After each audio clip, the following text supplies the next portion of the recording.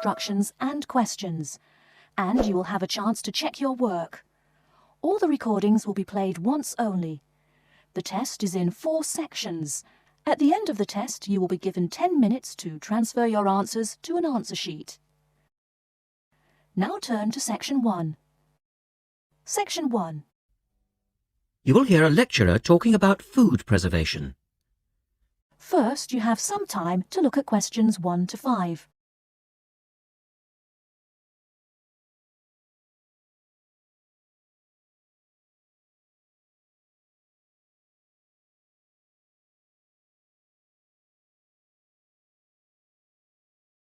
In today's lecture, I'd like to look at the topic of food preservation and start by asking the obvious question, why do we need to preserve food? Well, apart from keeping it fresh for our daily needs, many foods, such as fruit and vegetables, are only available at certain times of the year. So if we want to be able to eat these foods all year round, we need to preserve them. We also need to preserve food for export overseas to make sure that it doesn't perish in transit. And lastly, we need to be able to preserve food for when there are food shortages. There are a number of methods of preserving food which involve both high and low temperatures, chemicals, irradiation, and drying. Let's have a look at these in turn. In the 1870s, the French scientist Louis Pasteur showed that microorganisms in food could be destroyed by raising the temperature of the food, a process now known as pasteurization. This involves heating milk to just 65 degrees Celsius for 30 minutes. A new method, the ultra-high temperature, or UHT process, involves heating milk to 150 degrees Celsius for 3 seconds. The advantage of treating milk in this way is that it lasts much longer, though I tend to feel, and I'm sure many of you would agree, that taste is somewhat sacrificed in the UHT process. Tin cans were first used in the early 1800s to store and preserve food. Just as they are now, the cans were tin-plated steel containers, and the process had the advantage of being cost-effective. Unfortunately, however, there were many early cases of food poisoning because the canning process was not fully understood at that stage. We now know the exact temperature and length of time each food needs for proper preservation, which has greatly reduced the risk of food poisoning. People living in cold climates often preserve food by burying it in the snow, and the Romans knew all about the advantages of packing food in ice. But for most people, this was not an option until the invention of the refrigerator in 1834. Today, however, refrigeration is the most important means of preserving food because the food stays fresh without needing to be treated. However, refrigeration requires an electricity supply, and unfortunately, if the power goes off, so does the food. Before you hear the rest of the conversation, you have some time to look at questions 6 to 10.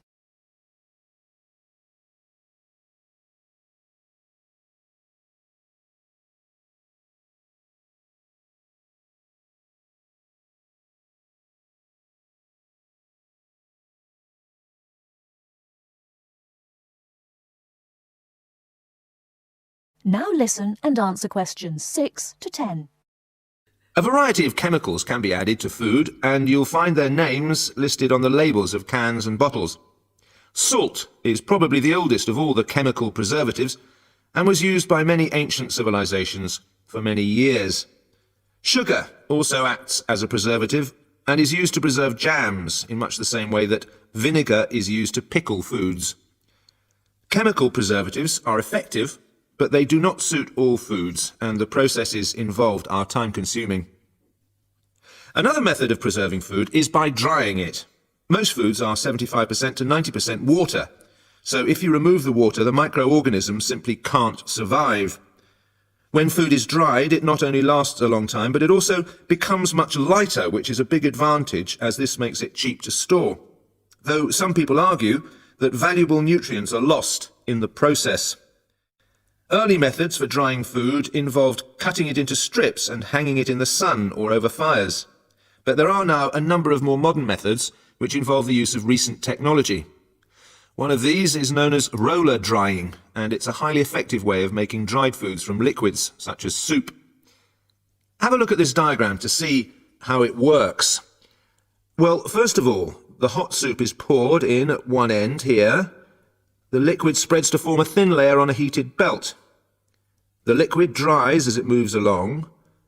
By the time it reaches the end of the belt, all the water has evaporated, leaving only dry powder. A blade then scrapes the dried material off the roller and captures it in powder form. All you have to do is add boiling water, and you have your hot soup back again, ready to drink. Another method is called freeze drying, and for those of you who still remember... That is the end of section 1. You now have half a minute to check your answers.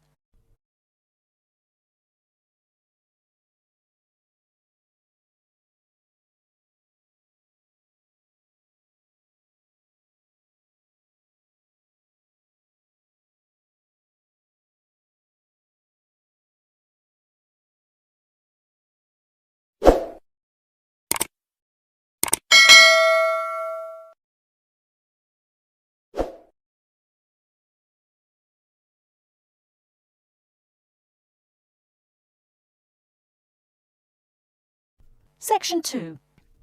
You'll hear a tutor and 3 students discussing their work. First, you have some time to look at questions 11 to 17.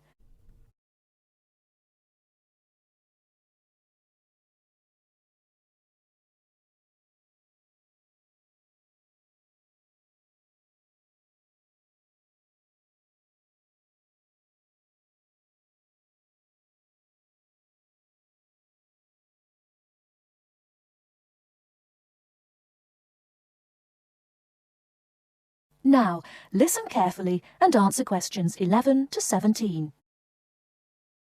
Good morning everyone. Well, in today's tutorial we're going to discuss the essays that you have to submit by the end of next week.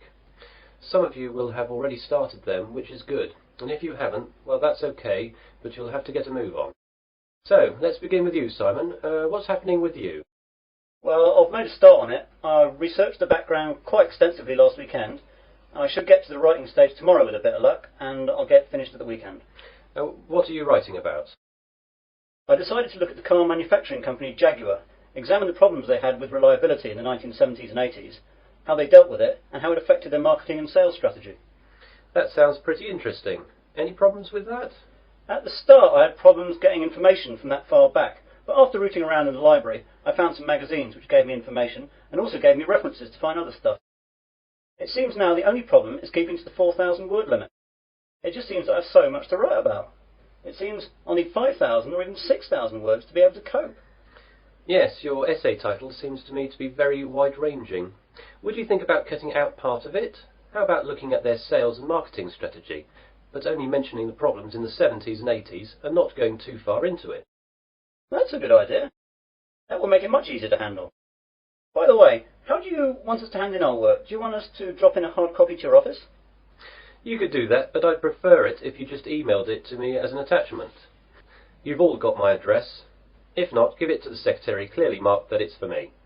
Right, Jennifer, how about you? I've not really got going on it yet, but I have decided on a subject. I'll try and do some research during the rest of this week, and I should get writing this weekend.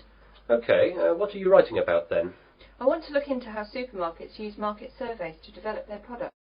Will you have enough time to find out what sort of things that the supermarkets do?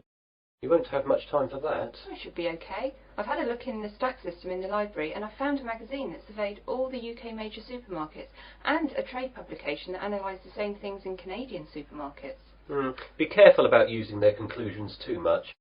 The university takes a tough stance on plagiarism. Make sure you properly list where you get your information from in a bibliography and try and do your own analysis. Get going too, as that analysis will take a bit of time. Okay, thanks. Before you hear the rest of the talk, you have some time to look at questions 18 to 20.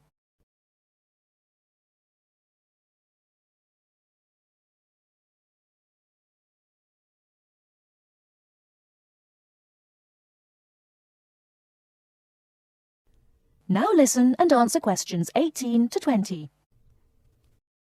And Melanie, how is your work going? I'm a bit behind, I'm afraid. I was sick all last week and the weekend with flu. I've got a subject, I think, but I've not done any work on it yet. Is there any chance I can get an extension to the submittal date? The policy of the department is not to give any extensions unless there are extenuating circumstances. Do you have a doctor's certificate or anything? I went to the doctor's, but I didn't get a note as I didn't realise I would need it. The doctor will have a record of me, though, as I got a prescription. I'll go back and get one. Yes, do. If you get one, then there shouldn't be a problem getting an extension. Without it, though, you'll be in trouble. What subject are you considering, anyway? I thought I'd do an overview of the UK mortgage interest rates and their effect on housing sales trends over the last 10 years. I thought it might be of interest because of the huge increases of house prices over the last decade. Certainly an interesting subject, and it should be no great problem getting information, as this has been fairly well documented. It's a lot of work again, though, and you'll really need to get cracking on it, even with the extension, if you get one. Well, I've not got much on for the rest of the week, and I've set aside the weekend to really get to grips with it. Good. Now, is there anything else? That is the end of section 2. You now have half a minute to check your answers.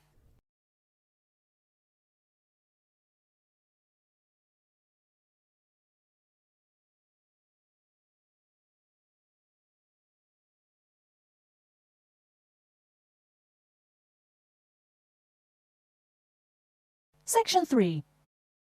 You will hear a conversation between two students, Peter and Susan. They will talk about their activities at the weekend.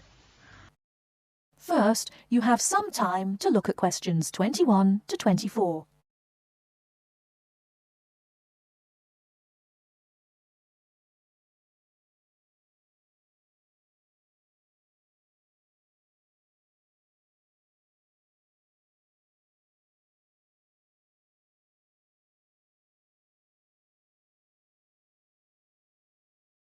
Now, listen carefully and answer questions 21 to 24. Hi, Susan. Hi, Peter. It's Friday again. Anything particular you want to do at the weekend? No, nothing particular in mind. Maybe tonight I'll go to a pub with some friends for the happy hour. You know, drinks are half price at weekends, and I don't have to get up very early tomorrow. Saturday morning, that's the time for washing my car, doing the laundry, and then go out for brunch. That's breakfast and lunch combined, right? Yes, that's it. You can spend 2 hours or more over brunch. It's a huge meal. You can have all the breakfast things as well as all sorts of lunch things, such as salads, chicken, pies and fruit. It's not expensive. You just pay £7 per person. For that you can eat as much as you like. It's a good time for all the family. Oh, that sounds good. What do you usually do at weekends? On Sundays I have a lot of newspapers to read. So do I. I sit in the garden over a cup of coffee with a continental breakfast and read that it's Sunday newspapers. Relax. How about Saturdays? Oh, I usually go to a club to play chess with some friends. I love the game very much. It's great fun, isn't it? Yes, lots of fun. I enjoy playing chess on Saturdays. I've never played chess, but I'd like to learn it someday. Is it difficult to learn? No, not at all. I can teach you if you like. A week later. Now Susan is teaching Peter how to play chess. Listen to their conversation. Before you hear the rest of the talk, you have some time to look at questions 25 to 30.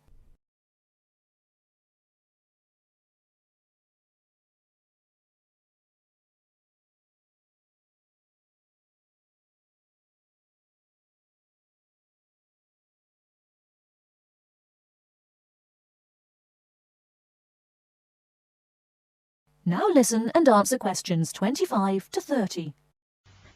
Could you teach me how to play chess now? Yes, it's a board game played by 2 persons. How many pieces does each person have? 16 pieces. Each player has 2 rooks, 2 bishops, 2 knights, 1 king, 1 queen, and 8 pawns. One person uses the light-coloured pieces and the other plays with the dark-coloured pieces. The colours are always called white and black, even if they are cream and red.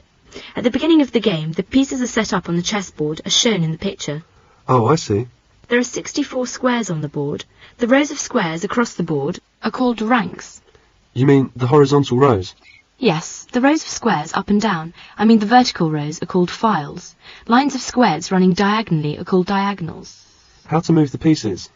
There are some rules. Each of the pieces has to move in a certain way. The players take it in turns to move their pieces and can move only one piece in each turn. Once you have touched a piece, you must move it. After you have moved it and taken your hand away, you must leave the piece where it is. So, you are not allowed to change your mind? No. Each player has 2 knights, a king's knight and a queen's knight. They are shaped like a horse's head. The knight is the only piece which can jump over pieces. It can jump over pieces of its own colour, or over enemies' pieces. The knight can move in any direction, forwards, backwards, or to either side, but it always has to move 3 squares at a time. When the knight moves, it must go 2 squares in one direction and then 1 square to the side. I have to remember this. What is the aim of the game? Well, it's to trap your opponent's king so it can't escape being captured. That is, there are no squares for it to escape to, no pieces to protect it, and no pieces to capture the checking piece.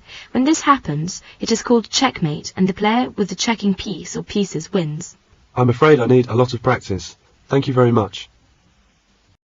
That is the end of section 3. You now have half a minute to check your answers.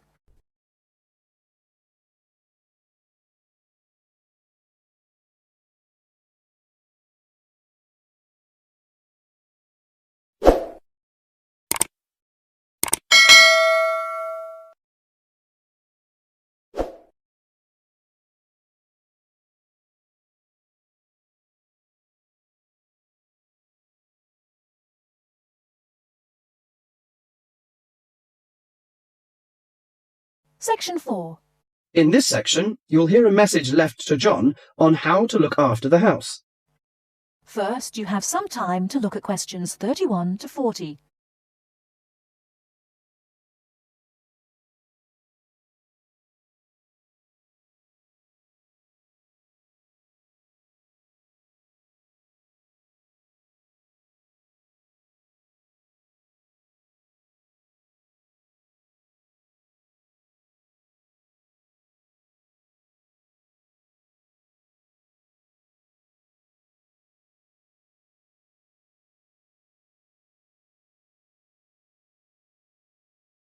Now, listen carefully and answer questions 31 to 40.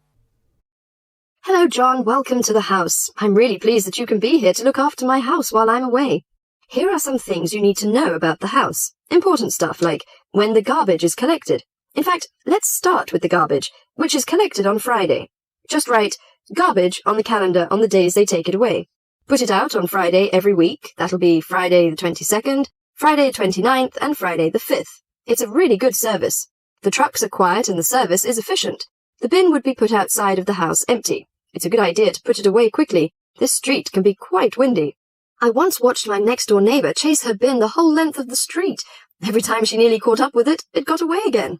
The waste paper will be collected this Tuesday. That's Tuesday the 19th. There's a plastic box full of paper in the front room. Please put it out on Tuesday.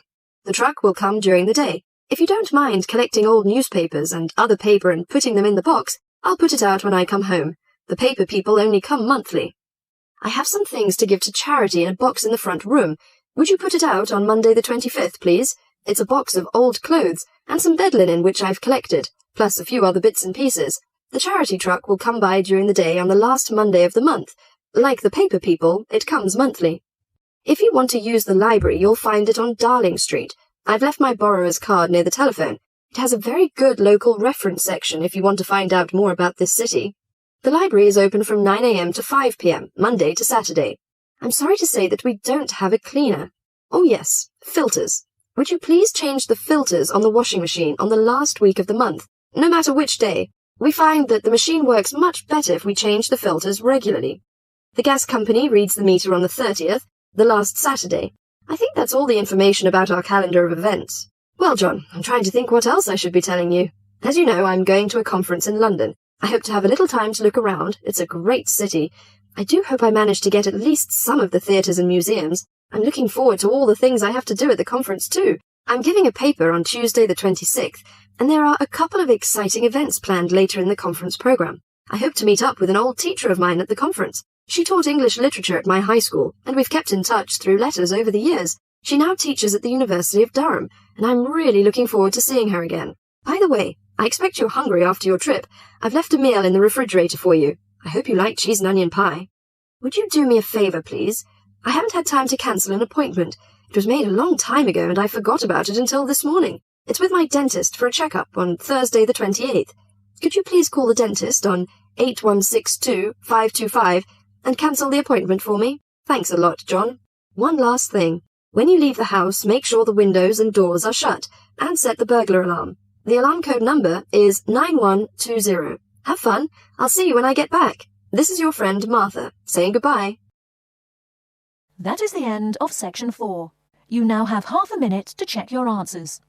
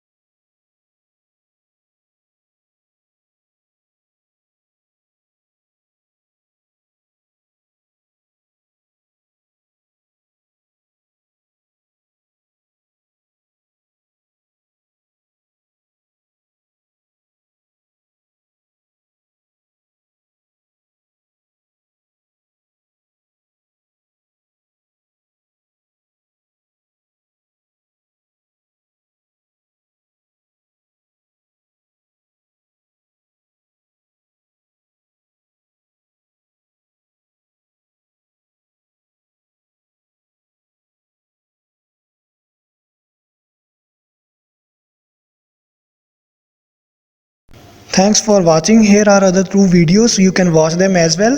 And if you haven't yet subscribed my channel, please subscribe it and hit the bell icon for my upcoming videos, and share these all videos among your friends.